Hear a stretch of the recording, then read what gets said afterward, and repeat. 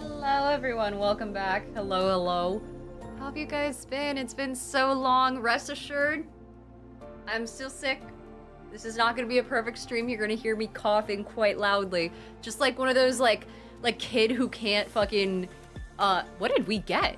What is this, a treasure train? Participants save 35% on 5 more gifted stuff. Holy shit, I was gonna enable that anyway, but that works great. Cool, all right, I guess we've got a treasure train going. Holy hell, hi everyone, hello. Holy shit, thank you so much. Wait, hold on, I have things to do before I go on, hold on, let me see, live on. I'm gonna try something new today. Where I'm gonna try and go live on Instagram at the same time as TikTok, at the same time as Twitch, at the same time as YouTube. It's gonna be a lot. I'm so sorry. I'm not gonna be, it's gonna be a quadruple live because, is it quadruple? Twitch, YouTube, Instagram, TikTok. But then YouTube counts as 2 because it's the mobile and the other one. The mobile and the desktop. So it's gonna be a lot, but we're gonna try our best. Hello, everyone. Good to see you. Big Dove says good evening. Hi! And then Nonster says, wow, the meta universe. I'm not a huge fan of the concept of the meta universe, primarily because it's, who would be, you know? But it's, it's like the same thing where I post on Facebook, but I just don't care about it. It's just there for the sake of existing. Also, I did my nails today. Check it out. Can we get some commotion for the nails? Here you go, Instagram, for those who are watching. If you're new on Instagram, hello. Hi. Also, hi to everyone who subscribed. Holy shit, we had House Duggan who resubbed for 5 months at tier 3. Dude, one of our only tier 3 subs. That's crazy. Holy shit. Hello. Hi. Oh, man. So I desperately need to get back on the streaming horse. It's been so long because of PaxPox. Let me tell you, this is the worst illness I've had in so fucking long. It was, hey, Duran, thank you so much for the sub with Prime as well, pushing us to level 4. Oh my god. Duran64, hello, welcome in. Hello, Instagram. Hi, Cart, hello, Charming, hello, hello. So yeah, this PaxPox, and I'm gonna call it PaxPox briefly because I'm friends with the Pax people and hopefully they won't kill me for it. It was so fucking bad. It was like the gross, like the bad coughing for like a week straight. Hello, and then, oh, Vito says, I'm glad you're feeling better, it's good to be hanging out again. Thank you, oh my gosh. And then Bello subscribed, hi. Let's see, DBCU said LobbyCon was worth it, but it came with a cost. DBCU was a fucking menace, by the way. I played against them for Magic the Gathering once, got my ass kicked. I don't know what the hell is in that deck. I'm reporting you to the cops, is what's gonna happen. Hello, hi. Let's see, Nubeck says, oh snap, you're back. Yeah, I am back. I'm surviving. So I'm still not 100% over the sickness, and there's no physical way for me to mute in like 4 places at once, so you're just gonna hear me coughing. I'm so sorry in advance, but I'm not sorry because, let's see, Jayhawk has also subbed, as has Taylor. Hi! Okay, so Jayhawk, and I'm gonna work my way down the list. I know I'm forgetting people, I'm so sorry. Holy shit, and Miriak just gifted 5 subs. Hi! Oh my god, it's been so long, you guys. Miriak, I'll put your name on there with a little ×5. Darth says down with the sickness. I'm not down with this sickness. I'm so against this sickness. Holy shit. I'm sick and tired of this sickness is what's happening. Dice, hi! DVCU said you can get in line behind Kiki to kick my ass over that deck. Yeah, DVCU played against me and then wandered over to Kiki's fucking hotel room and then kicked Kiki's ass at Magic. It was, I saw the stories of it. You were on Kiki's story for a hot sec, just like looking all smug, essentially. Noob says, I had something to mention the next time you streamed and now I've forgotten. Oh, I'm sorry. Oh man. And then BB Firefly Gunbreaker, welcome in. Same with Just Ice and Ren. And then also Debauchery Tea Party. Hi, welcome in. Thank you so much for the sub. Debauchery Tea Party. There we go. XX. And I think I'm getting everyone. I'm moving my way down the list. Cheese Prof is on a stream streak. HC's also on 35 fucking streams in a row. Jesus fuck. Taylor. T-E-H. And then it's M. Yeah, first. Here we are. Has also subbed. Welcome back. We had Jayhawk on here. The Aladial. Hi, Allie. Aladial is on well. Thank you so much. And then, oh my gosh, Alex says, did you go to PAX Unplugged? I think I saw you outside Reading Terminal. Yes, I was there. That was me. I loved Reading Terminal so much. I was so obsessed. So I'm not a breakfast person, and the only things that were open, I can't really get lunch during cons. I just exist. I wander in circles, and then I forget to eat is what happens. And it closes at 6, so it's also not an option to go out to dinner. So the only time I could go to Reading Terminal was in the morning for breakfast, and I hate breakfast food. That's just the thing. I can't be fixed. I'm sorry. If you're a breakfast lover, my bad. And so I hated walking around and seeing all this delicious food that wasn't open. And for another like 3 hours, it was a tease, especially like the good Chinese food and stuff like that. We don't have that in Bend, where I'm from. Okay, I am missing out on so many. Nodster is also here. Here we go. Nodster, and then Drodane is on here. Thank you so much for the subscriptions, you guys. They are apparently 35% off. I didn't know that. I'm just the streamer. I just work here. HT also subscribed. Thank you so much, HT. And then Deethan is... Oh my god, Deethan's not on here. Holy shit. TW, here we are. Ippy21 has subbed for 19 months. Oh my god, thank you so much, Ippy. And then Cash Cal resub for 3 months, for 27 months total though, saying, where's the time gone? Diana, we've known each other for over 2 years. Yeah, holy shit. I remember when you went to Ben Brainerd's like comedy show and went up and said hi during the meet and greet. And then I couldn't even go to that show. But yeah, man, it's been ages. We also had Nodster wants me to roll a giant D20, which I can absolutely do real fast. And tell you what, if you're watching on Instagram, since this is my first Instagram live, do you guys want to say hi? Hold on, Instagram people, do you want to say hi to the Twitch people? And then Twitch people and YouTube people, do you want to say hi to Instagram? Yay. Also, Dice says, oh wait, hold on. I know you liked the first rendition of the dice I made you, but I want to remake them with more green. Oh, but I loved the green and gold. Also, everyone's saying hi. Hold on. Nodster also says the meta lag is strong. Can I show? Hold on. Can you guys see everyone? Or is it like backwards? Cordero over on, oh, everyone's saying hi. Michello, Cordero, they're all saying hello. Cashcal said Instagram, you'd be cooler on Twitch. That's true. So I'm going to just go live everywhere and show people that I am live elsewhere. But you get to see the closet, at least. This is where I keep my giant D20, and someone over on the Twitch stream recommended, oh my god, there we go. Someone on the Twitch stream told me to roll a giant D20, which is a redeem that I have, if you're new here. Also, Danny says hello. B says, I saw this on Instagram, it's completely in reverse. Ah, shit. Okay, well, whoops. And let's see. So, I don't know what this D20 is for. Nodster says, will I die shifting 800 kilograms of gravel this week? Oh, yes. Oh, wait, is it like gravel? Is it like road gravel? Is it like the stuff that you throw down on roads to make sure that people won't die because they don't know how to drive in snow? Because if so, I can kind of get behind that. Let's see. Half says I'm cooler being on both. Oh man. And then Drodane has bestowed advantage, saying hopefully not. I'm assuming that a low roll won't die. If we're considering it like death save, we're gonna do death saves. Average Chef said I had to run over so I could see the closet. You'll see it again in a sec when I put this back. Also, Danny says we're starting a new campaign in my group and I'm getting to play a Warforged for the first time. Oh god, I love Warforged. I also love when people get like really creative with the way that they do the materials for Warforged. That's my favorite thing ever. Like having a Warforged made of wood and things like that.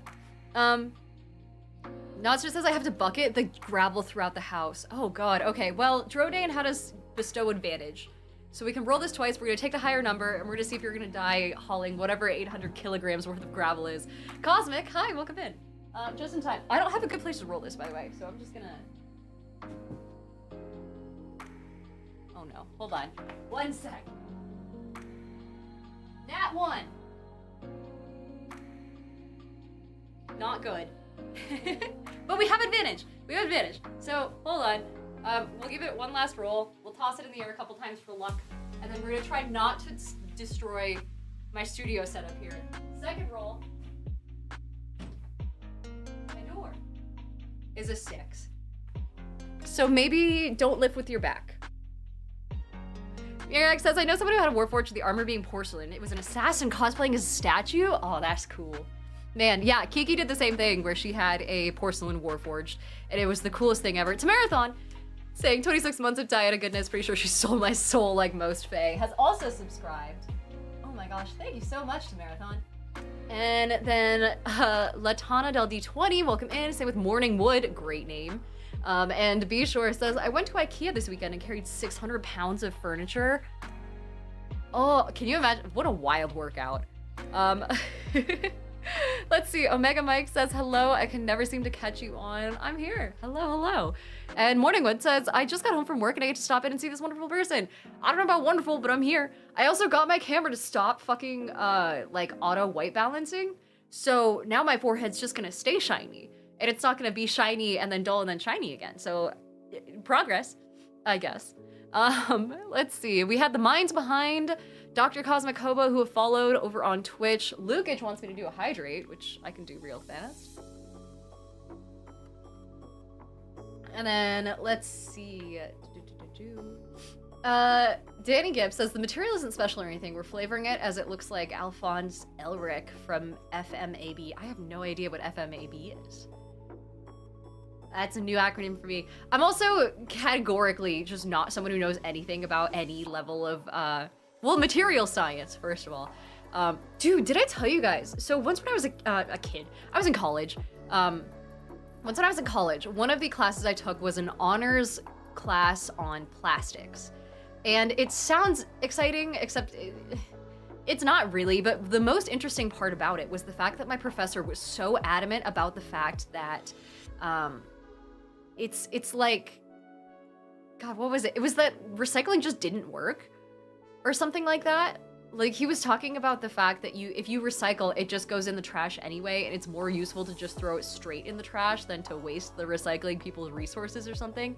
And he showed us a documentary or something like that. It kind of gives the same vibe as like when you take a nutrition class as a kid, and then hi Turfinator, when you take a nutrition class and then your teacher tries to like shove all these basically aggressively vegetarian or vegan policies at you, and you're like, hey, this is wild, or, I feel like this is a little biased, and then I don't know.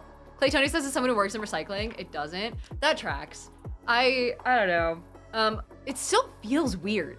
Like I was in Philadelphia and they just don't have recycling. Really? Oh, Full Metal Alchemist Brotherhood, says Alex BKs. Got it. That makes more sense. Okay, also, I'm very nervous because my nose has been bleeding on and off all day today, so if you see me touch my nose, it's partially the sickness, it's also partially just like, I don't want to bleed all over my nice white shirt. I already did it once today at the UPS, so. Crayox says we do have recycling in Philadelphia. What? I didn't see any. Like, at the convention center and things like that, there was just trash. It hurt my soul. And I know it's objectively probably better, but I don't know. Anyway, Lopen. Welcome to the board of subscribers. Welcome back.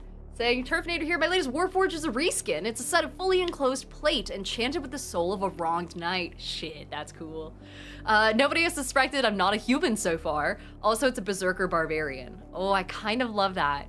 I love the concept that you would be almost like a reflavored Reforged, you know? Webhead over on Instagram says, your overalls are cute, where'd you get them? I have no idea. I don't know where I get anything, actually. I'm really bad at keeping track of, I swear to God, I'm a girl's girl. I'm not when it comes to when people are like, hey, where did you get this piece of clothing? Fuck if I know. I didn't even know I owned it. I just found it. But let's see. Cam says, first timer, fellow D&D nerd, love your content, friend. Oh my gosh, thank you. Hello. And Jiro Saxton has subscribed. Oh wait, there's a bunch of people who subscribe. Oh man. Oh God, Marathon gifted 5 subs. Holy shit, thank you so much. That brings me up to 6 total. Get to a little circle. I'm so sorry, Dethan. I just crossed through your name. That was not intentional. And Jiro, thank you so much for the sub as well. Oh my gosh. Jiro, Sexton. I know I'm missing people. I might have to go through. Dethan says, wow. I'm sorry. And Morningwood says, also thanks for liking the name. I had it for a long time in a bunch of games that I played, but it keeps getting reported. I don't know why. And then Average Jeff says, it's so weird seeing stream from this view. I know. And then Valen says, from the Feywild, I bet. I get a lot of comments about why I chose like Faye as my stage name, my show name. It actually is unrelated to the Feywild stuff. I just thought it was cool. Drodane also gifted 5 gifts. Oh man. Oh gosh, oh man. Okay, so you're at 6 total. I'm gonna try not to cross out anyone's name this time. I'm just gonna make this 6 extra thick. A thick 6. Burstine says, I don't know what happened, but ripped Ethan. Gucci, hi, welcome in. And same with Todd, good to see you. Welcome into the stream. Same with Slightly Unstable Wi-Fi. Fantastic name. Let's see. I think, did I get Pennymon? I didn't. Okay. P-A, hello, welcome in. And thank you so much for the resub this Prime. M-O-N. That makes me want to play. Dude, I was looking at, what was it? I was looking at someone's amazingly excited. Oh wait, also, Kev says, do you prefer F-A-E or F-E-Y? I do F-A-Y actually. I don't know why. It's maybe to slightly distinguish it. I chose this surname forever ago. No rhyme or reason to it. Kamashita says, thanks for the sub. And Serini, hi, saying, is that a Rose of the Diana? It is. And Thick, hello. Amazing. First timer says, first time to the stream, loving it already. Yeah, I mean, this is all we do. We chat. I answer your guys' questions about TTRPGs because that comes up quite often. I'm actually actively editing, and I can show Instagram this. I really can't show the normal stream this. I swear to God, Instagram, I'm not trying to teach you special, but this is the video that I'm currently working on to get the long form video out talking about essentially all the 5e supplements that I own and trying to talk to people about different things, everything from anthropomorphized animals to Pokemon style 5e supplements to absolutely horrifying, like more adultish supplements, things like that, all for D&D 5e. So I'm doing a little bit of a showcase of those, and that's gonna be out hopefully tonight, probably tomorrow for members, and then everyone else is gonna see it later this week. Wait, hold on. Nimbus says for some reason my email is associated with my account anymore. Twitch isn't letting me input it. It's not letting me purchase new subs without it. Gonna get this figured out. Hope you enjoyed the turkey spider art from the Discord though. That was great. Oh my god. So, for those, oh my god. Also, Kane says, how would you make an artificer blacksmith? Ooh, I don't know if I would go artificer. I would go circle the forge cleric. Honestly, the forge cleric tends to be a bit of a better option for that. But what you can do is you can just reflavor shit. I saw someone talking today about, I'm sorry, I went on like 3 different tangents. I promise I'll circle back to the spider thing because there was something I wanted to talk to you guys about. I saw someone on TikTok earlier today talking about the fact that they love the concept of a Ripper Doc artificer, where you can infuse someone's bones with runes and things like that. Dethan says we can skip the spiders. Oh man, okay, well if you like spiders, go to the Discord. People have put some really cool art in there. Actually, I gotta find, hold on. I need to find that one that someone sent that looks like an old lady begging on the ground, but it turns into a spider. I'm stealing that. It's in the Discord if you haven't joined the Discord. Someone please remind me where it is or tag me or something in it so I can go back and find it and put it on screen. Dethan says there's been so many hydrates. I know, I'm so sorry. I'll just chug water for like, here, entertain yourselves for like 3 seconds, and I'm not gonna breathe and just chug water if that works.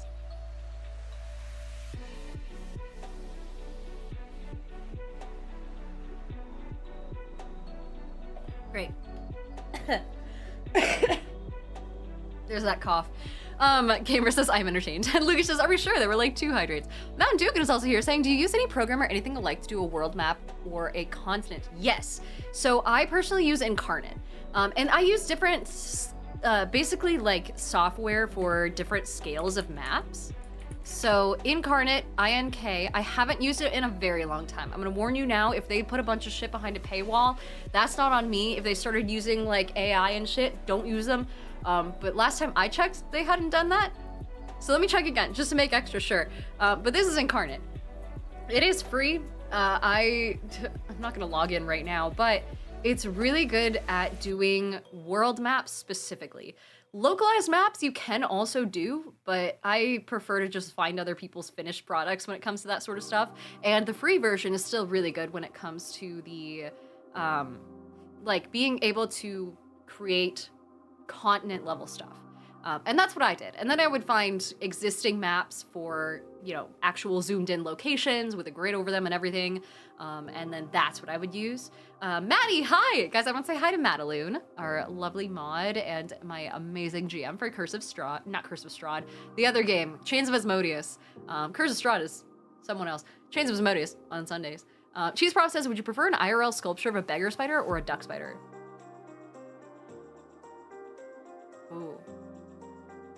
Probably the beggar spider. Only because the duck spider I might actually make into a mini at some point. Gamer Pickle says Incarnate is the GOAT. I built my first world map on there before dropping the campaign for my brand new homebrew one I'm just starting on. Yeah, it's really good. So I used to make I don't know if can I show this? I think I can. Let me see and I'm only saying this because I don't know if my players are in here right now. I know they're not. I'm not running any active games. But I have a whole world that I built originally from Incarnate. Again, this free version is really good. You really don't have to do the paid version. But let me see if I can find my world maps. Oh my god, you know what I actually did for my original world map? Hold on, let me show you this. Fantasy name generator. This is the ultimate website. Highly recommend this website. If you've never heard of it, I don't know where the hell you've been, but it's been around for forever. It's one of my favorite things on the planet, and it's so great at finding just names that actually follow the naming lore and conventions of a TTRPG world, a game world, anything you need. And so I used, what most people don't know is that it has a bunch of generators that aren't related to names. And so if you scroll up to the top, there's other generators, and I believe there's not landmarks, army formation, armor creator. It's in here, so yeah, map creator, I wanna say? Yes, so this is what I used. The instructions are kind of a pain, and I believe I just did random maps, and this is what I ended up using for my world map. Instagram, I'll show you as well. So this is rollforfantasy.com, also known as Fantasy Name Generator. I used this to generate hold on, there we go. To generate, using this random map button, the major land masses of my continents. It does a really good job at creating these inlets, these islands, and then what I did, and this was dumb, don't do this, is I then took a white piece of paper, placed it over my monitor, and then traced around it, and then somehow put that over my monitor again when I had Incarnate open. And then I used it to make the land masses in Incarnate, so then I could add rivers and things like that over it. It's a long fucking process, and I don't recommend it. Yeah, Nathan, Tringden, hello, Deethan. So she's talking about Fantasy Name Generator. I am, sorry, it's very hard. I've got 5 active chats going. Danny says, we're reflavoring Sacred Flame as a spectral raven in my game that launched out of my hand like Megamaru's hand blast from Jujutsu Kaisen. And that's how we're gonna flavor my fire and non-physical-ish spells. I love flavor like that. It's so good. Also, Gamer says, oh, thanks for telling me about this because I totally want to have a world map for my homebrew. Yeah, I really recommend it. Where's my TTRPG files? Okay, I'm gonna show you guys what I ended up doing. D&D, Dungeon Master, Celestion. My world is called Celestion. I believe the actual, where are maps? Maps, here we go. So for example, the major world map, or the major continent that I tend to work in is called Arkaravar. And that's just, let's see, stuff. Let me do this.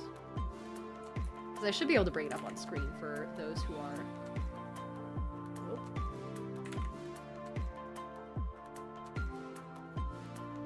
Yeah, perfect. Okay, so this is what I ended up doing. This is Arkaravar. For those who are watching on desktop platforms right now, you should be able to see it. That is fully made from me taking Fantasy Name Generator's like landmass generator, tracing around it in Incarnate, and then adding details. I haven't fleshed out a single one of these locations, by the way. These are locations that I like have had around for forever, and I just like went to random name generator and created names and then slapped them on there. But they don't have anything there yet because I figured I'd go in with like, you know, one-shot wonders and things like that, and then properly go in and add all of the details as people come across them. But this is Arkaravar. Arkaravar is like the main continent. I call it the main continent because it's the most basic bitch continent. It's like full of humans and people, you know, rolling fields of wheat and all that. So yeah, that's Arkaravar. But that's kind of how you can even see actually how the different land masses came from what I did in Fantasy Name Generator. Like the specific ways that the islands go in and out again and then all like connect with each other. That's all sourced from here. So if you're looking at free resources, that in combination with Incarnate is really solid. So yeah. Vito says that's some dedication. That's impressive. And Darkside, hi, welcome in. Let's see. SOG White Wolf says first time Twitch viewer saying thanks for the TTRPG content that's got actual thought and care put into it. Thank you. I try. Oh my gosh. Oh, so Cash Cow said, there you go. No longer Evershep. Hi, Cash Cow. Hello. But White Wolf says, thanks for the TTRPG content that's got actual thought and care put into it. This is, yeah, I mean, I don't know. I do my best. A lot of people ask how I got started with TTRPG content, and it's just because no one else was doing it in like a helpful format that was less than a minute long. And now I'm here. So, yeah. Let's see. 2 p.m. breakfast says I haven't had the time to make a map, but I want to. You really should. It's not as useful as you think. I feel like the time that I spend making a map is wildly disproportionate to how much time people actually spend looking at it in game. It's mostly for my reference. I'll share it with the party if they want to see though. Eric5, thank you so much for the sub. Oh my gosh, here we go. Eric5, thank you so much for the gifted sub to the community. SSA Vale is also back, having sub for 18 months. Hi. Oh my gosh. Vale, welcome in, welcome back. Drakvis, hello, hello. Yes. And then Lupin says, I need to button up my notes and release them to CC. I'm unfamiliar with CC. I do not have the time to attempt to monetize any of my TTRPG-ness. I want to help people make stuff. Yeah, I've never thought to sell any of Celestion stuff, to be honest, because I'm not a huge fan of... It's also incredibly basic. Like, all of my fantasy shit is mostly derived from other sources. So, Aura, hi! And Nat Martinez says, how's your evening? Doing good! Hello, hello. My voice is holding up. So, not bad. Jody from M, hello, hello, saying, on YouTube, Jeepers, haven't heard that in forever. You do live? I've only ever seen your shorts. Yeah, so I'm live, mostly on TikTok right now. Or not TikTok, mostly on Twitch. Dual casting to TikTok, using my phone for Instagram, and then I've got Stream Ellens and multi-stream going on YouTube for mobile and desktop as well. It's been crazy. But White Wolf, Morgana Lee Faye, thank you so much for the subs. Same with Nolan Tarek. Hi! Oh my gosh. Okay, wait, let's go with Nolan first. Nolan. I feel like I don't see many people named Nolan. And I feel like Nolan is a very decent name. It's not like a, and I know it's probably a last name, like Christopher Nolan and all that, but I feel like it's a good name. I feel like it's an underused name. Morgana Lee Faye, and then the numbers are 0, just a 0 there. Thank you so much. And I think that's everyone. I think I'm caught up. Trakaban says, I'm trying to decide if I want to try and make more example D&D content while I'm unemployed, or if I'd rather try to GM online again. Ooh, that's a decision only you can make. DMing online can be very, like, decently profitable, but it is also really fucking, it takes a long time. And then SOG says, thank God you also put stuff on Facebook and Insta for us old people. Yeah, I feel bad for not looking at the Facebook comments that much, but they're pretty, I don't know. I have a rough time enjoying Facebook as an end user, so I mostly just post on there because it posts from Reels automatically over, so I don't have to deal with it, and that's quite nice. Smurgle says, thanks, Jordan, for the sub. And then Nolan says, thanks. Nolan Tarek is my old D&D character name. It's a good name. That's a good name.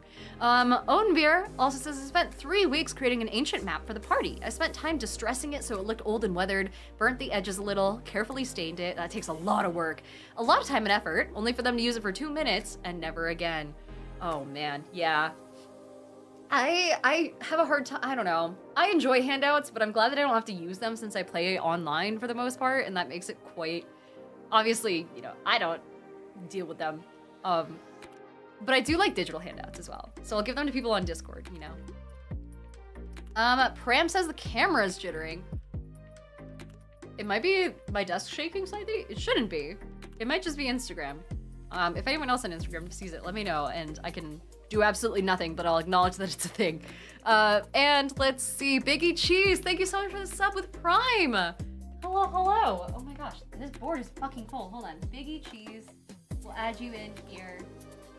And then the numbers are, what was that number? 1218. Lovely to have you. Thank you so much for the sub. We also had Nimbus Comics, who said, found the problem. Somehow I had 2 separate Twitch accounts. Don't remember doing that, but this is the real Nimbus, and it's apparently my anniversary. Happy to be here. Hey, that's awesome. Welcome back, Nimbus. Let me add you to the board as well. Thank you so much for subscribing on Twitch. Nimbus Comics. There we go.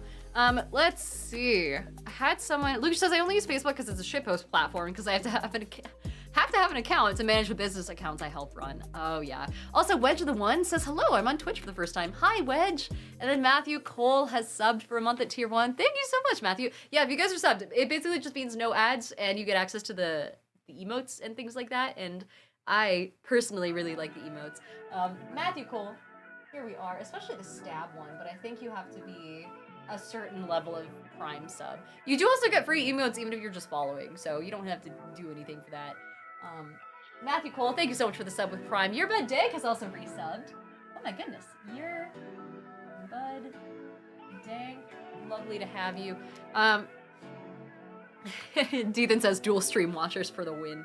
And then let's see. Danny says I'm gonna be playing a Grave Domain Cleric of the Raven Queen because we're gonna be fighting mainly undead. Yeah, good call. And because my party doesn't know the meaning of planning ahead. Yeah, the Grave Cleric is always just kind of like the one keeping people, I don't know, away from the brink of death, but not all that successfully. I find D&D has that death spiral thing that, you know, a lot of TTRPGs tend to have, right? It's the same reason that having a potion be an action was kind of like not a great idea, is because if you start to die, even if you have a Grave Domain Cleric on your side, you're gonna keep dying because you're basically hovering around 1 hit point the whole time. But if you do some helpful stuff like Aura of Life, then that can be pretty good at keeping people up. Better than average, I guess I should say. So I guess I shouldn't be complaining, is what this all means. Viper says, chat, I have an announcement from Hax. Diana is an actual real-life person and not an AI on a computer screen. That's me. She shook my hand and gave me a pin. And also Maddie Bot says, I saw her at PAX as well, but I was working my booth though. Oh man, you're always welcome. Okay, I will say, to be fair, I was sprinting around on the floor the last day of PAX because I was so behind. I barely had time to watch it, to see everything. And I still missed a couple people. I feel really bad. There was this one dice company that I was supposed to say hi to, and I'm a huge fan of their dice. Like, they're so pretty. And they were like, hey, swing by. And I was like, I'll do my best. And then by Sunday, I collapsed. I was gone. Maddie Bot says, hi, I rarely come to Twitch, but I saw you on YouTube and realized I had Prime to give. Oh, that's sweet of you. And then Ellie Bear, who's here for the first time, says, what advice would you give for someone who had a hard time paying attention during sessions? Ooh, fidget toys are actually really common. I would say, especially if it's like an ADHD having trouble paying attention thing, I actually have been guested on various shows where I will go to the studio and then people will have fidget toys, not clicky ones, not distracting ones, but like silent fidgets available for their players to just kind of mess around with. I would also say, I mean, it's hard because I'm not coming at it from a ADHD perspective, so my head is just like, oh, just pay attention. But that's not an option. I don't know. Yeah, I would try fidget toys. I would also try seeing like what aspects of the game appeal to you the most and what makes you want to pay attention. And then try and talk to your GM, especially if they've noticed that, then, you know, talk to them about incorporating more of that into the game. Johnny, thank you so much for the sub. Crow's Perch is also here saying, feeling better after the con crud. It was great seeing you at PAX. I'm feeling better. Not quite 100% yet, but I'm getting there. And then let's see. Oh my god, Danny says, yeah, my brother hit 0 HP 3 times in our last fight. It really sucks. I honestly, my first instinct when I'm playing a cleric in D&D and someone has gone down isn't to heal them. My first instinct is to go straight for a divine intervention and see if they can get like an equivalent of the heal spell, so that way they aren't just balancing on the line between life and death the whole time. Because no matter what, especially at high levels, the amount of healing that you do is just disproportionately low to the amount of damage you could do if you use those spell slots for something else, you know? So. Gunbreaker said, I would love to make a homebrew world campaign, but finding people to play is apparently difficult. Oh yeah, it's not easy, but I don't know. I don't really have good advice on that front, on finding people to play other than start playing, but that's more for like players, not for people who want to run games. One thing I recommend is going to your friendly local game shop and checking out their Adventurers League nights or their little one-shot nights, because apparently sometimes people will wander in and they'll do, you know, little one-shot nights or just drop-in, drop-out sessions or things to like celebrate releases or holiday one-shots. And you can find decent people through there. If you play with them a little bit and you enjoy their vibe, then you can like eventually, potentially work up enough of a friendship to be able to talk to them, and you know, maybe get them at a table away from the TTRPG store or away from the game store or at the game store. I don't know. Let's see. Eric says, PAXs are so fun. I've been to PAX East and Unplugged. No Unplugged this year, though. Yeah, Unplugged this year was great. It was more popular than ever, I feel like.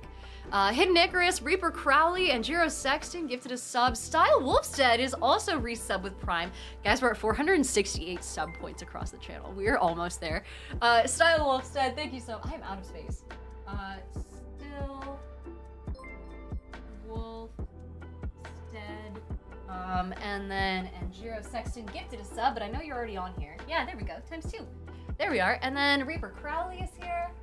I'll put you in slightly sideways, Reaper. Crowley.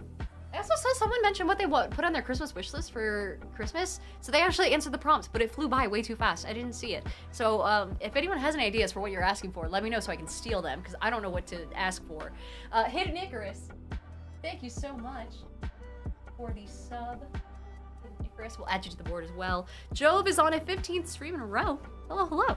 And Nano says, my family was supposed to play D&D over Thanksgiving break so my sister could learn how, but it didn't happen, and I feel bad for my sister. Oh, I mean, having your sister watch games is also a really good way to learn. Also, Myodra says a magic booster box to play draft with friends.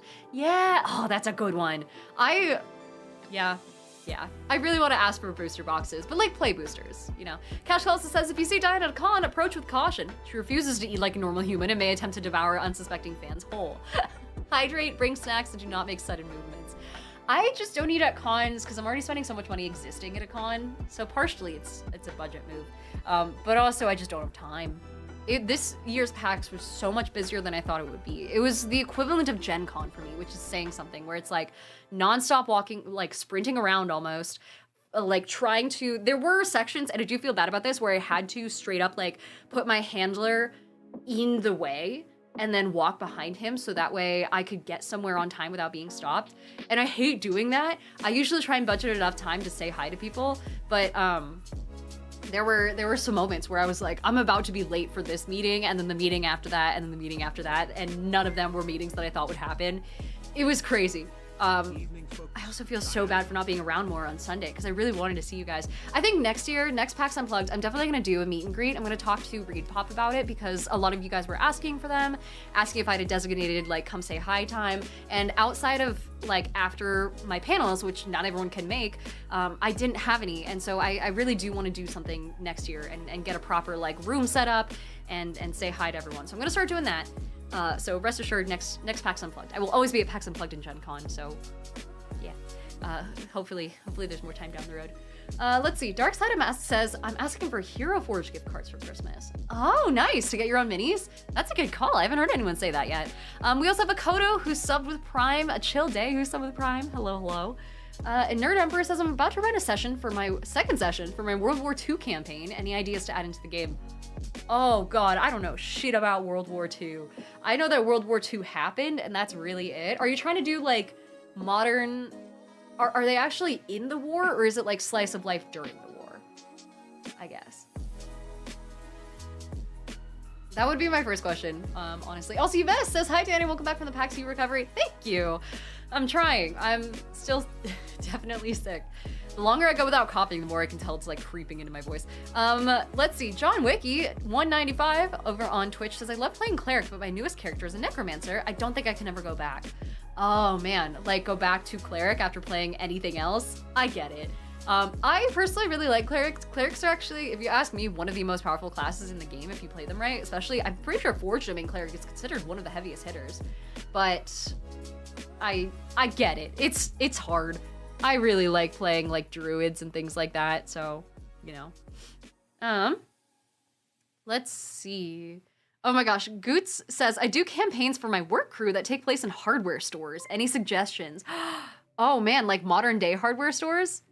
I would suggest leaning really hard into the concept of like making, oh fuck, what are they called? Improvised weapons more effective than they can be, and then working with 5e like third-party supplements to get crafting going. Home Depot and Lowe's. Okay, you have to make the Home Depot and the Lowe's buckets a thing in the game. Highly recommend, because they're just too much of a meme not to, but definitely recommend working on crafting systems. And then you could also, at one point do like a horror style one shot where it's almost like that IKEA from the SCPs. The IKEA that has like really fucked up looking uncanny valley workers in it, and they're like running around yelling at you that the store is closed and things like that, and they have to like survive for a certain number of days. A bucket of minor holding. Exactly. Equinox 4, hello. Thank you so much for the gifted sub. Raz the Beard is here for the first time, same with Citizen. And then Tahiro wants me to do a posture check, which I can absolutely do. Yeah, the Endless IKEA, says Cheese Prop. I fucking love this IKEA so much. Endless IKEA SCP. It's SCP number 3008. And I just pulled it up for those who are watching on the streams on YouTube and TikTok right now, and Twitch. So sorry if you're on Instagram, you won't be able to see it because I don't have that set up, but it's got some of my favorite lore ever. Some people have made it into video games and things like that too, where it's a fucking, just a huge ass IKEA that once you go in, you can't come back out again unless you happen to stumble across the exit. But like the cafeterias are your only source of food that replenish every now and then. Exactly, yeah. John Wiki is right. It's 100% the exact same thing. It's super cool. Matthew Cole says the buckets have to be helmets. That would be pretty fucking funny. Can you imagine getting... It kind of reminds me of those people who will make whole-ass outfits out of, like, Natty Light containers and the cardboard that they use to package those beers. And then they'll just flatten them and then make, like, armor out of it. There was actually a guy wandering around PAX Unplugged who had... Oh my god, IKEA Dread domain. Dude! Actually, though, that would be fucking hilarious. A domain of Dread that's just... Oh... That'd be good. Also, do this as PAX U-Haul. That is over on TikTok, actually. I've got part 1 up. Part 2 will be coming next week. Actually, tomorrow. Yeah, tomorrow, Tuesday. Where I talk about everything I got at PAX Unplugged. Some new games came up. Some new Magic cards. DBCU actually got me a Bloomborough set for... God, what's the squirrel? The squirrel. Victor says domain expansion IKEA. Sorry, still sick. Armageddon Flame, thank you so much for the sub, and thank you for the follow. Fingerguns904, thanks for being here. Okay, wait, hold on. I need to add a chill day. Equinox 4. Dude, Equinox is such a good name. I want to name a cat Equinox. Armageddon. Flame. There we go. Lovely to have you. And then Akoto Garu. Thank you so much.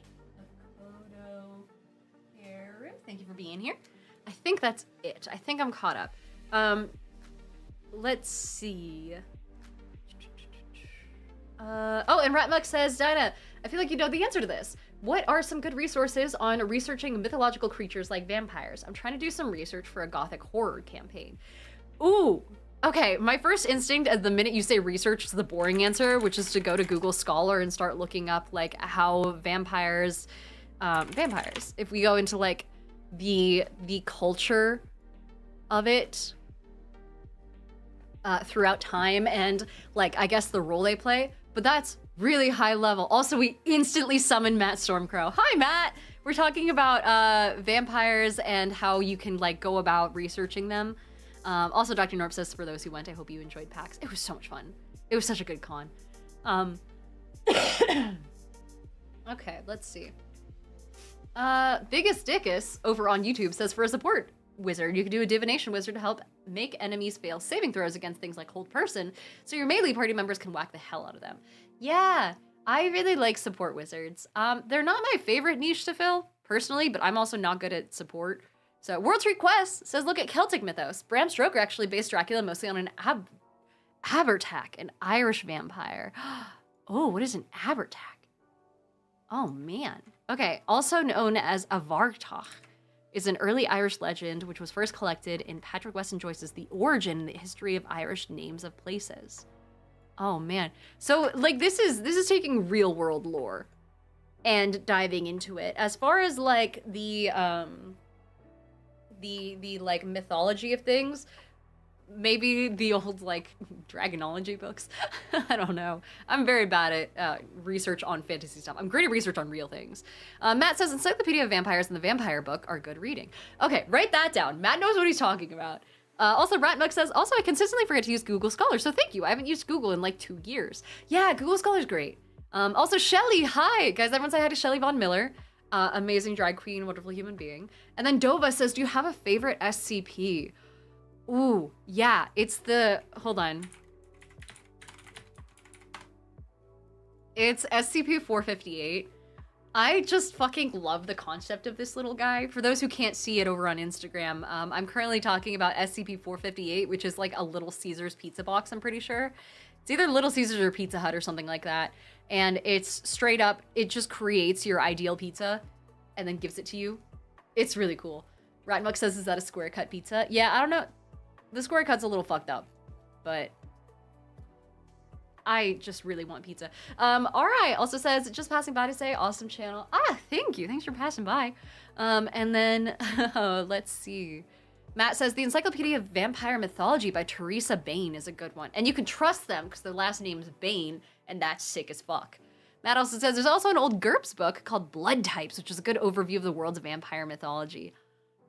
Oh, Blood Types is a great name. God, I love fucking vampire people so much. It makes me want to play, like, I'd have never given a shit about Vampire the Masquerade or the related, like, world mythos, but everyone who plays those games is so objectively fucking cool that it makes me wish I was in it. Oh my god, it's sick. Impulsive says my favorite is SCP-789J. 789J.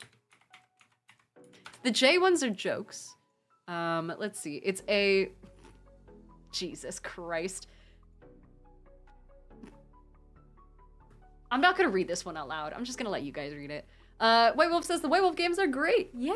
And then World Tree says Vampire the Masquerade is fucking amazing. I'm running one soon. Ah, yeah. I just like the expanded universe of like Changeling and then Hunter and then Werewolf and all that. I feel like I'm a werewolf girly, if anything, because it's obviously all ecological nightmares, but turned into a TTRPG. Kashkal said, wait, when did we become cool? When I was in high school, I got picked on for it. Dude, so I had someone come up to me at PAX Unplugged, and this is my favorite thing that anyone said for the sake, like the entire convention. It's my favorite type of interaction, which is when people come up to me, and they're on the older side, and they come up and they're like, hey, can I have a picture with you? Like, you're amazing. And they're super respectful and super kind, and like, they're like, they almost instantly, without fail, launch into talking about how TTRPGs were not, you know, TTRPG as a term is not a known term, and wasn't back when they were a kid, and they were playing it since like the 70s, and now they're getting their kids into it and their grandkids into it, and they're like, yeah, like I show my kids asked me about D&D because of your videos, or they're like, oh, I show your kids, my kids your videos, to try and get them into it. Now they think it's the coolest thing ever, and like their old man never would have been cool back in the day, but now it's back, and you're helping with that, and they were like, thank you so much. It's my favorite interaction in the fucking world. Mostly because it's not me, it's Stranger Things. I will fully admit that. But in Critical Role, they're doing all the work. I'm just here. But it's really nice. It's super sweet. Droidian says, oh yeah, I got made fun of in high school. Had to feel people out before telling them and asking them to play. Parents even tried to stop us from playing. To be fair, the Satanic Panic was wild. I say that like I was alive for it. I wasn't. Oh man, if I had been told, oh my god, this game is satanic, do you have any idea how much money I would have invested in that fucking game back then? I would have single-handedly bankrolled Gary Gygax's dinners for the rest of eternity if that right there is a challenge. At least in my head. Morning World says, what about a Horrified Monster Hunter campaign? Horrified as in the Ravensburger game?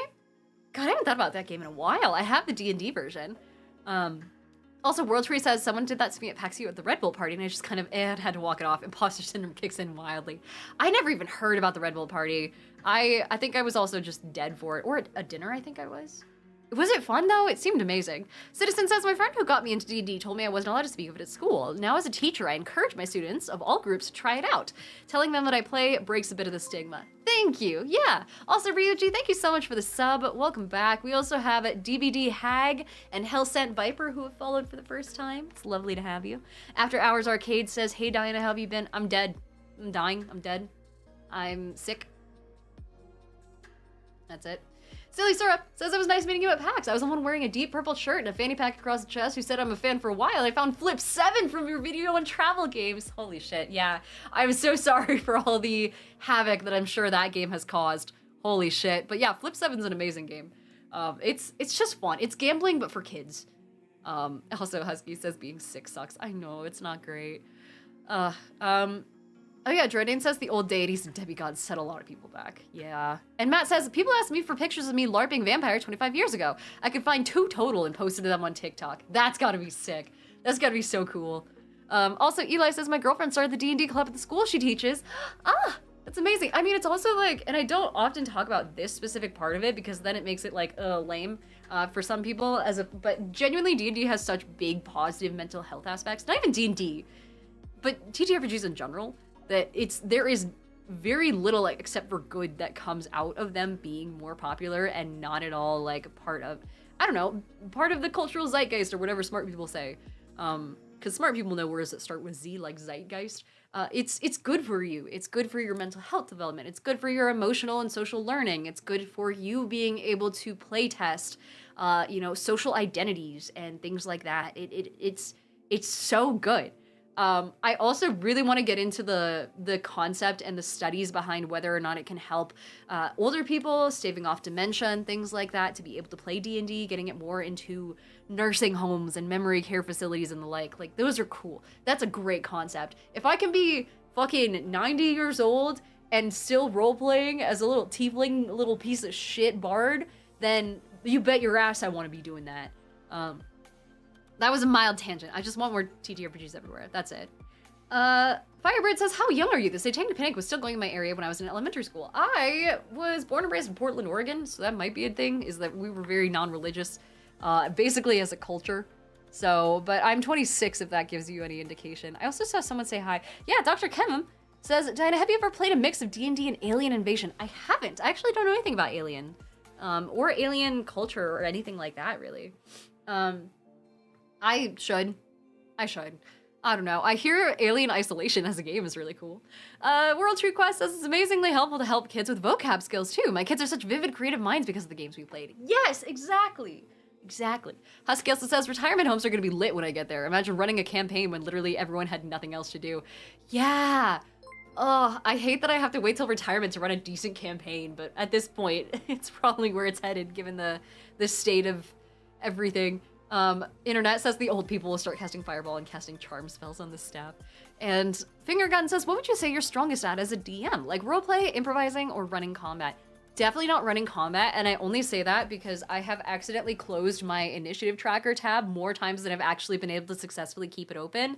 And it got to the point where my players had to start keeping track of initiative on their side because they knew I would eventually accidentally close the tab and then forget everything that was happening in combat. I would say descriptions. You know, especially if you attack it from the Connie Chong 5 senses method, where you try and activate all 5 senses, you know, saying that the air feels cool as you walk into an old cellar and that you can start to hear the echoing of the ranger, maybe not the ranger, of the barbarian's feet against the tile, and how, you know, you can see your breath fogging up in front of you, that sort of stuff, right? That, I think, is the closest I get to improvising. I'm not very good at improvising, though, so. Matt says the Alien RPG is amazing. I've heard nothing but amazing things about the RPG, actually. And it hasn't been out that long, either, but it was, like, a crazy successful Kickstarter, wasn't it? I'm pretty sure it was. Also, Bogus Lich says, hello, happy to see another nerd from Oregon. Yeah, hello. And then Lord Vladdy says, check out SCP-1276. It's a really creepy yet interesting one. Oh, no. Let's see. 1276. Is this gonna jump scare me? The Venusian Launchpad. Ooh, okay. I've never heard of this one. It's considered safe, though. It's a pyramid of presumed Mayan construction, approximately 2,700 years old, located in a remote area of a river basin. The structure is heavily engraved and believed to have been dedicated to astronomy and astrology. The anomalous property is centered on a platform on top of the structure, which has a 3.1 meter square metallic plate of unknown composition. It has no signs of aging and is heavily engraved with ancient Mayan hieroglyphs, as well as what's believed to be mythological figures along the outside perimeter, along with human figures prostrated before them. Whenever the heliacal rising of planet Venus occurs, the platform is momentarily suffused with blue glow, after which all living human subjects are instantly accelerated upwards into the atmosphere through an unknown means? Oh, man. Okay. Well, you just get launched into fucking Venus? Ugh. Wild. Okay. Let's see. DVD, hi, saying there's a Fallout TTRPG. It's pretty fun to play / run. Yeah, Dice Times did a show in it. Scotty K Fitness is a huge Fallout fan and is actually a massive fan of D&D and TTRPGs, and obviously as a huge Fallout fan has gotten really into the TTRPG as well. Let's see. Guyver says, I think you're beautiful and amazing. Thank you. My question is, would you ever play D&D with Joe Manganiello? I think that he would be an amazing game to watch. I've heard he's actually a dick in real life, but I had not met the guy, and people have all sorts of rumors about celebrities, so I don't know. I don't really have any people that I want to play with as far as like celebrity status, though. I have people that I want to play with because they're good players that I just have friends, like Hannah Harper. Maddie and Kiki are both amazing TTRPG players. Jade, Too Hard the Bard, is one of my favorite players of all time. Odin's son, and Lav, they're wonderful. I go by merit of like really good TTRPG player more so than I do celebrity, you know, like really good at improvising, really good at vivid descriptions of combat, really good at making it like exciting to listen to. House Duggan says Hannah's the best. Yeah, Hannah's great. And DVD says randomize SVU, whichever one you land on, you gotta survive. How cooked are you? Oh god, I'll get to that in a sec. Also, Chief Stingy says, aren't you celebrity status, Diana? In a very, I'm not a household name, even in the D&D space, but I appreciate it. Eli says, what do you think about the new Cosmere TTRPG, if you've heard about it? I actually don't know anything about Brandon Sanderson. I fear that I don't know. I mean, I've heard okay things about the Cosmere, but I don't know if that's because people have played it or if because they like the concept of it. So yeah, I don't know. I'm not a Brandon Sanderson girly. Sorry.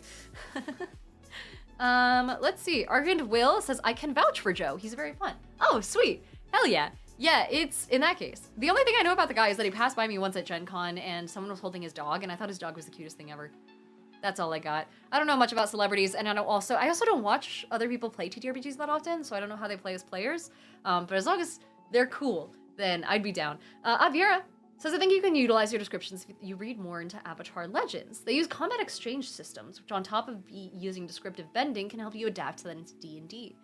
Oh, I love that sort of stuff. I love anything that can be adapted or like kind of gets people to think more about how they want to describe their shit.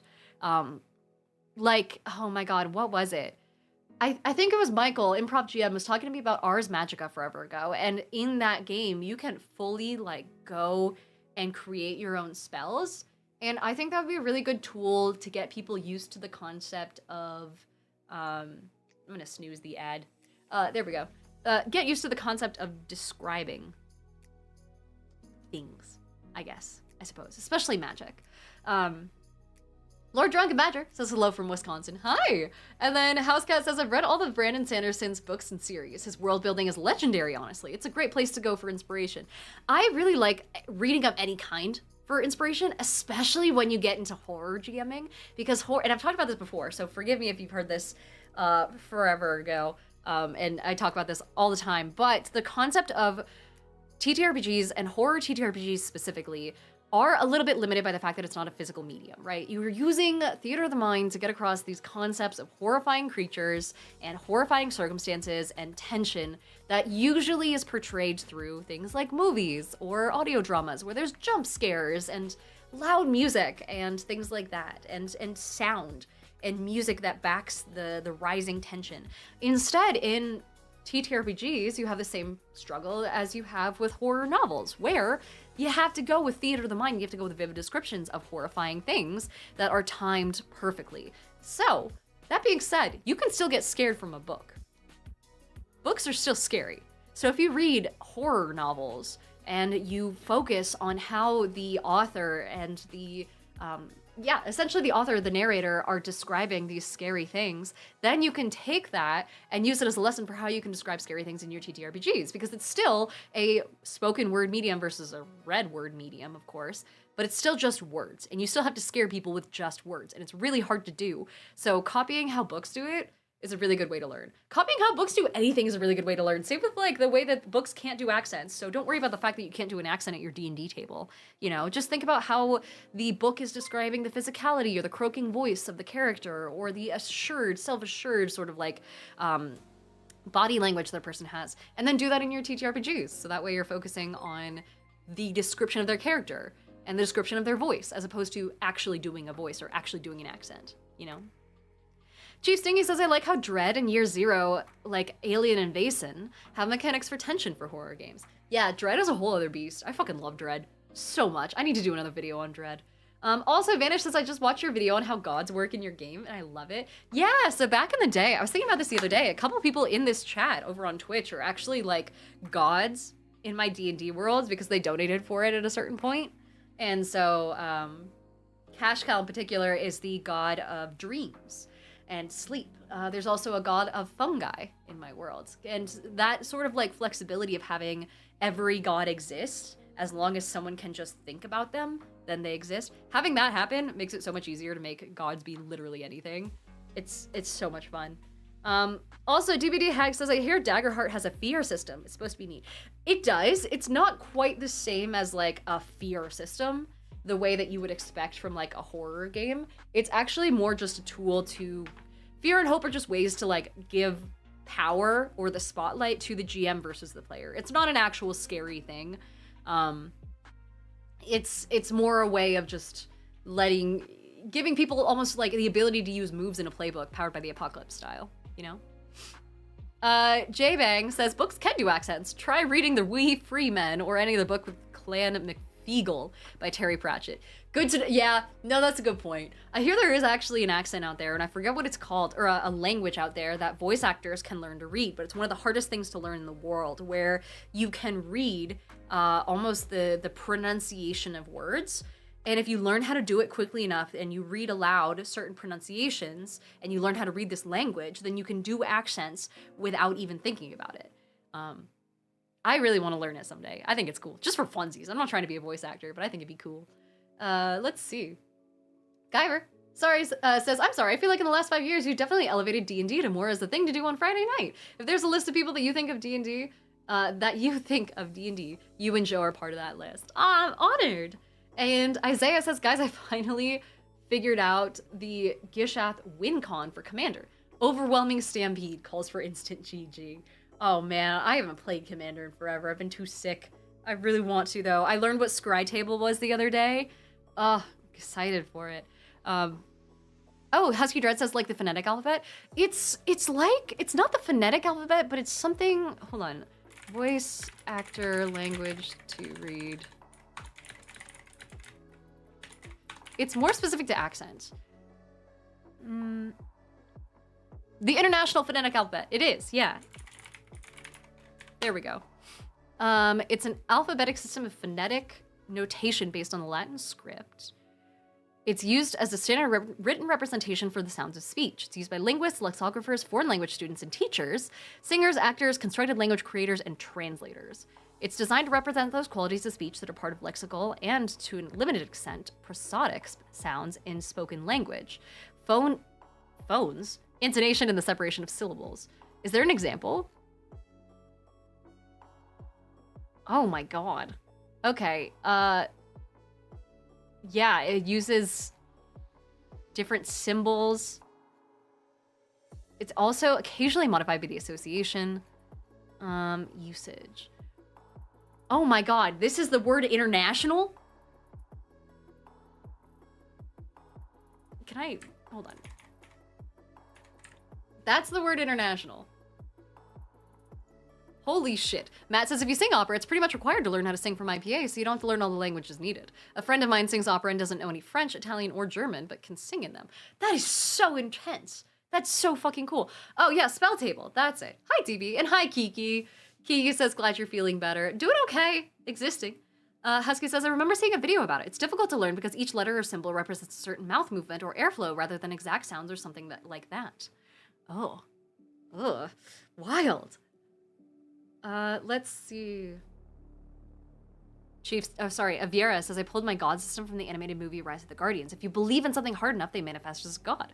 I had a fog god because my players were convinced that fog showed up at the worst time. Curse that fog guy. That's actually hilarious. That's a great use of gods.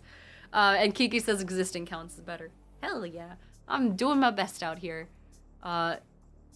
doing my best. Which of the ones says I have a question about a character I'd like to use in a campaign. Basically, they're either a beast barbarian or a totem warrior bear totem barbarian, and they're an urchin. And they're half wood elf, maybe a tiefling. And my question is, how would they even be good at weapons? Like, so far in the backstory, they just did crime with their older sister and older brother. I was thinking they could be a pit fighter or fight people, and then people bet on their fights. But I don't know. Oh, so like, where would they have gotten their training? I think urchins have to inherently be really good at that sort of stuff, especially because like you have to defend yourself against other people trying to take what you have, I imagine. But I think it depends on the nature of their urchin background, because like you could be just a straight up like poor beggar child street urchin, and that in and of itself means you'd be really good with specifically improvised weapons too. You'd be able to make almost like a prison shiv out of anything. So that's my first thought, but that's also like the really obvious thought. Hold on. There we go. Beyond that, you could also make it so that, you know, when you're a street urchin, you spend a lot of time just fucking maybe watching people who are really good fighters, perhaps.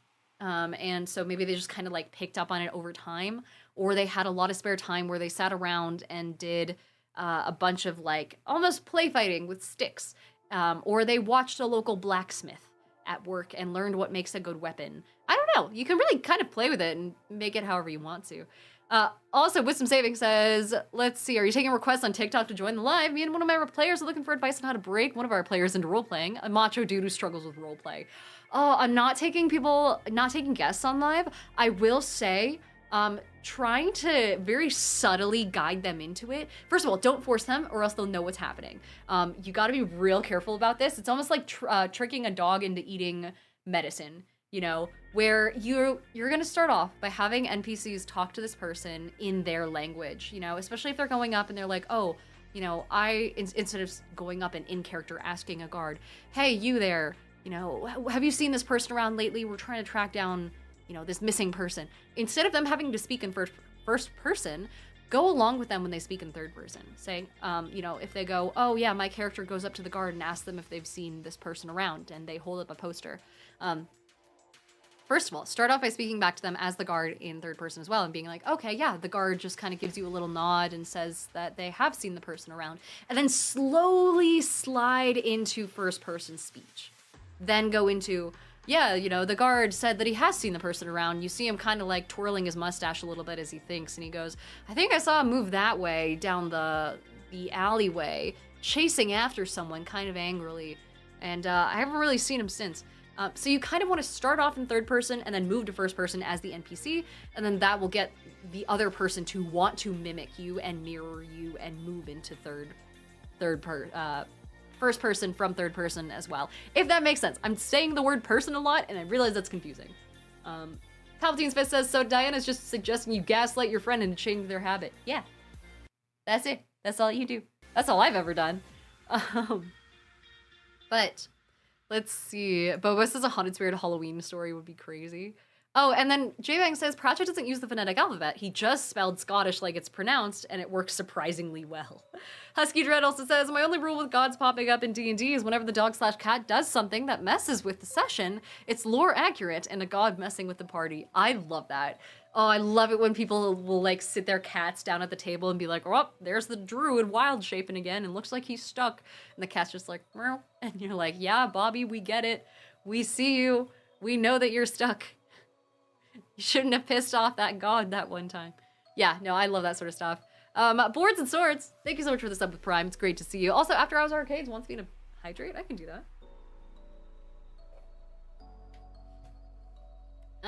Let's see. CBD says, yes, Scots is its own language, but unfortunately it's dying out and not seen as proper, and you get told in schools to stop speaking it. Ugh, I kind of hate that. I also feel like it shouldn't be on parents to maintain their language. It should be at least partially done through schools.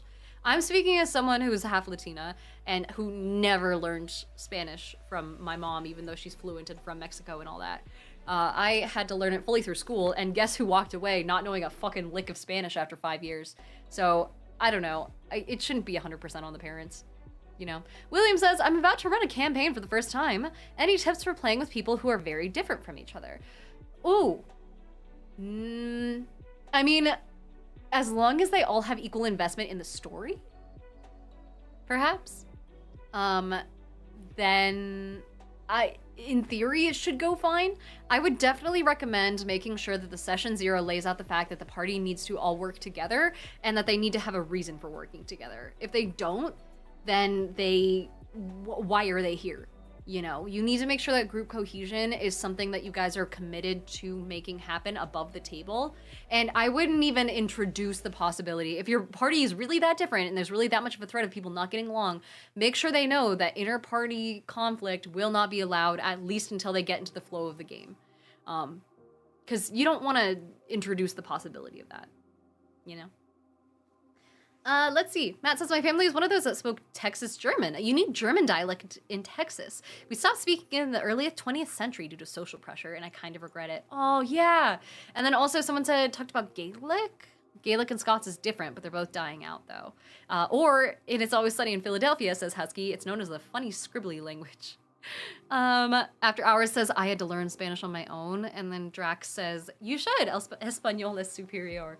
I don't know. Yeah, I just didn't spend enough time around. Not that I didn't spend time around Spanish speakers. It's that there was no effort made to like ingrain it in my head, essentially. I don't know. Oh my gosh.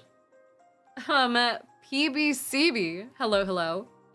It says, do you think healing magic like Cure Wounds is focused enough to not affect piercings, or is it general enough to push out a new one / heal around it, or what? Oh, that's a really good question. I would say it would. If the piercing is healed fully, then you should be fine. It's kind of like if you have I don't know, I almost said a tattoo. I know they're totally different. But your body isn't gonna reject the ink after getting healed because it's already a part of you. Same with a piercing. I have had this piercing since I was 2. Again, Mexican, it's bullshit. I didn't want it, obviously. But man, that lady at Claire's was persistent. It's a thing in Latin culture to have your ears pierced when you're incredibly fucking young and can't consent to it, and it pisses me off to no end. But I haven't worn earrings in so fucking long.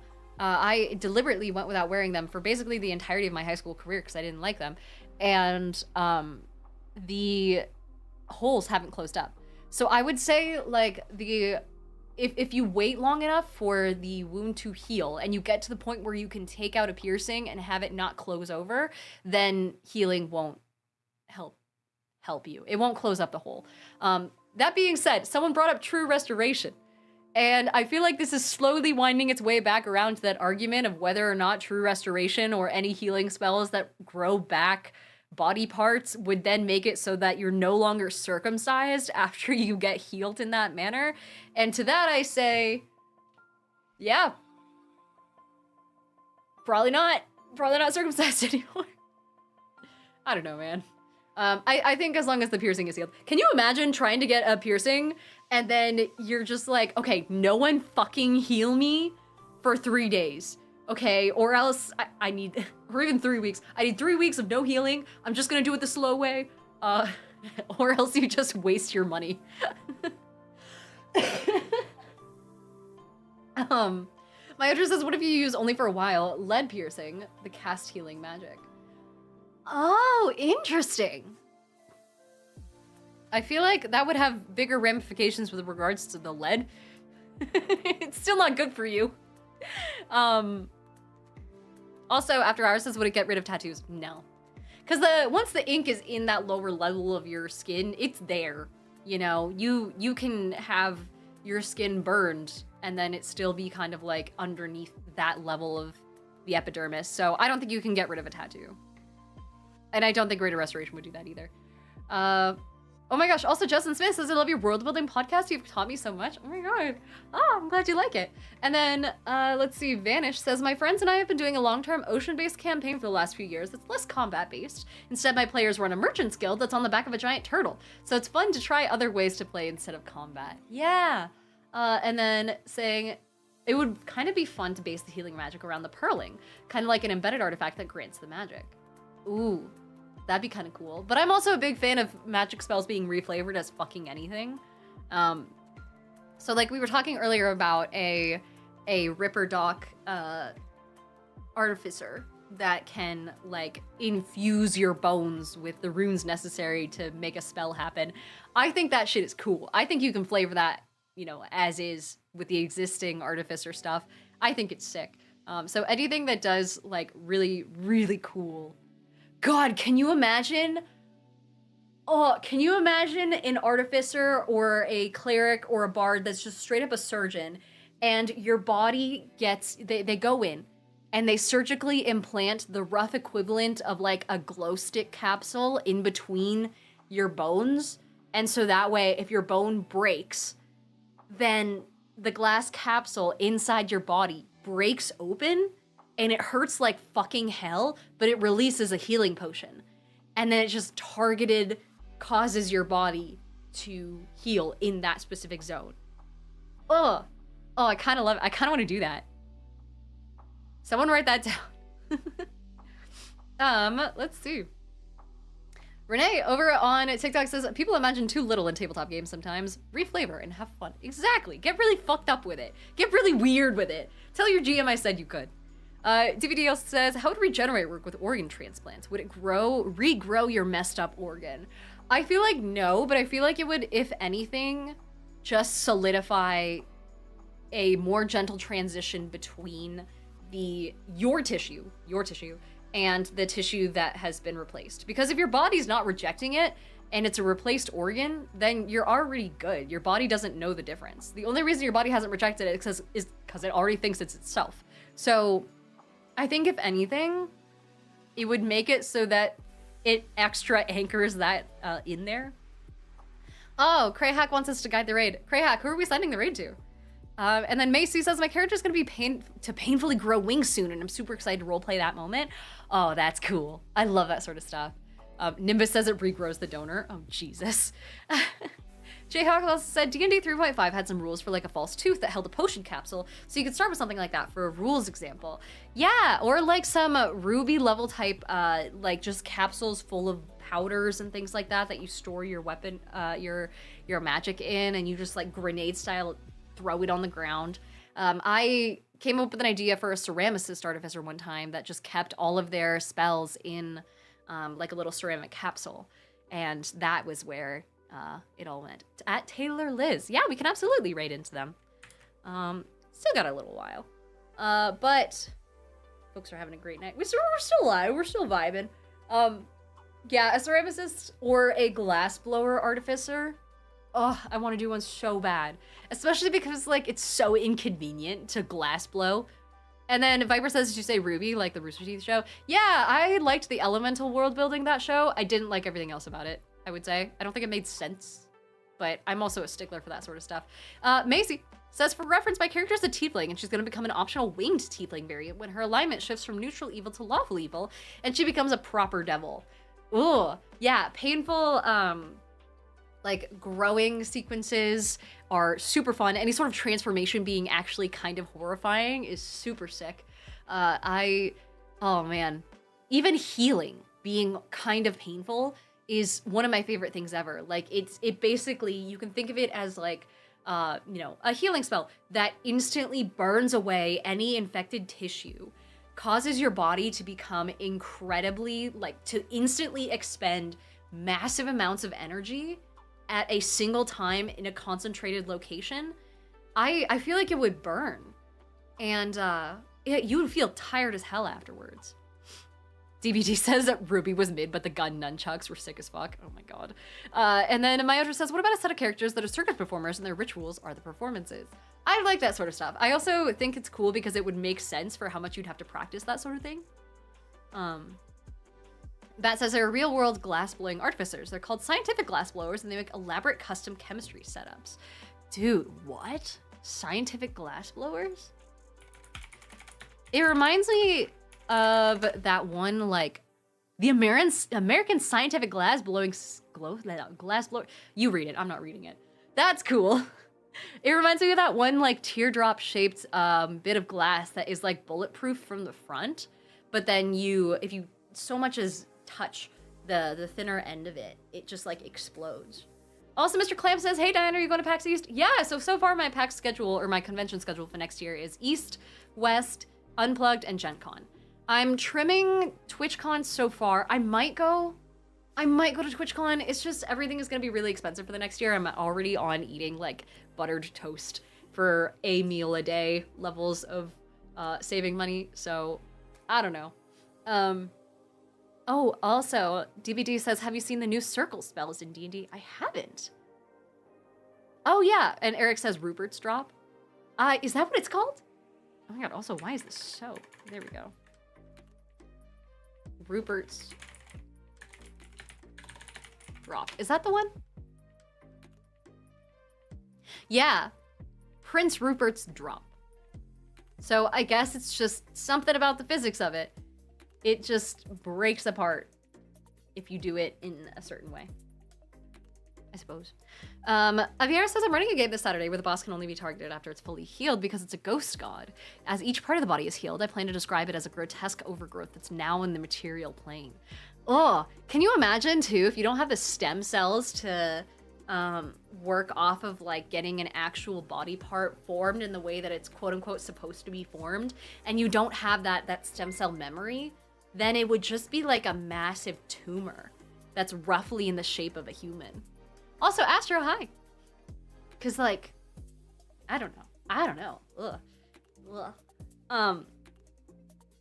Oh, also, let's see. Which of the ones is I have another question about my barbarian. I know half wood elf and tiefling are not really that good for barbarian because their ability score bonuses are not that good, and their general abilities too. But wood elves do have fleet of foot, and I just like them. I think it'd be cool to have a tiefling barbarian ram someone with their horns, or a half wood elf just from the top rope like Big Show from a tree, but they can't be super big like orcs or Goliath. Yeah, the scrappy little guy is 100% a valid way to go. Like, you can even make it so that they don't necessarily like hit hard in pure force, but it's more like they know pressure points, or they happen to know that if you strike at someone's knee sideways, it'll do a hell of a lot more damage than if you just try and attack their shin. Or maybe they've studied the way that certain people have weak spots in armor, so maybe they're specialized against people who wear armor and they know exactly what to go against. Matt says it would be like a parasitic twin. Do not look up parasitic twins. Oh god, I'll do it after stream's over. Let's see. Vanished Knight also says, I have a player who loves playing a druid construct. Kind of like a giant gentle robot who was forgotten by time, but it's hard to find a way to work them into meeting the rest of the party.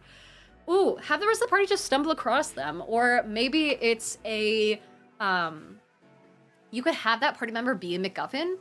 And so the goal of a quest is for the party to find this person. And then when they get to it, they accidentally awaken it or some other thing. And then the person wakes up and has a whole ass voice and is a whole ass human being. And then they're like, wait, we can't just turn this over to this guy. That's basically slavery to the quest giver. That's basically slavery. So maybe they just like come across them, brush the dust off, and then invite them to join the party, you know?